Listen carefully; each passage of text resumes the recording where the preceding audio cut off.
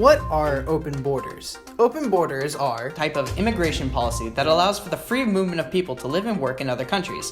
Two books that have recently topped the Amazon charts in the public policy immigration section are libertarian economist Brian Kaplan's pro-open borders graphic novel, Open Borders, The Science and Ethics of Immigration, and far-right pundit Michelle Malkin's anti-open borders book, Open Borders Incorporated, Who's Funding America's Destruction.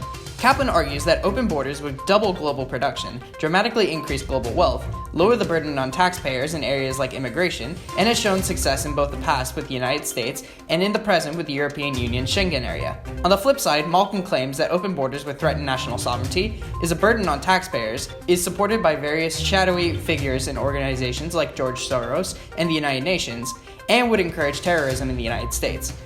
Supporters of implementing open borders policy in the United States range from University of Toronto Professor and immigration scholar Joseph Cairns to billionaire Charles Koch to some libertarian presidential candidates like Jacob Hornberger and Arvin Vohra.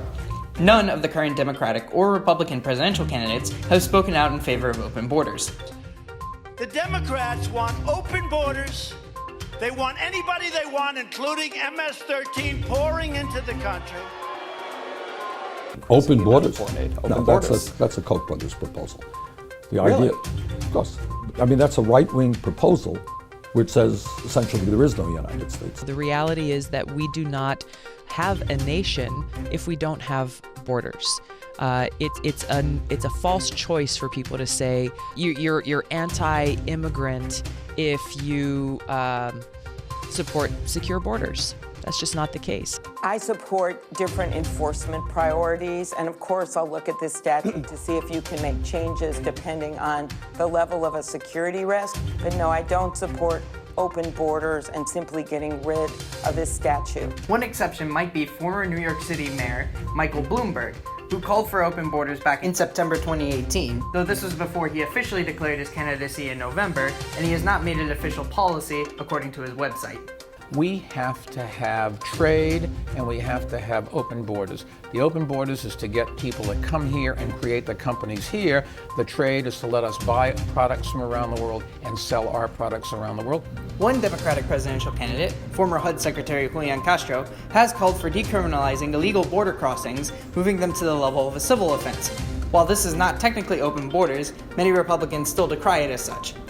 We've got Democrats running for president and Democrats all over the country espousing these positions.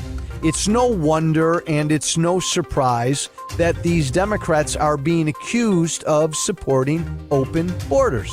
On November 16th, the Loyalans Election 2020 team went to the California Democratic Party Fall Endorsing Convention Forum in Long Beach to hear Julián Castro explain his plan for immigration reform.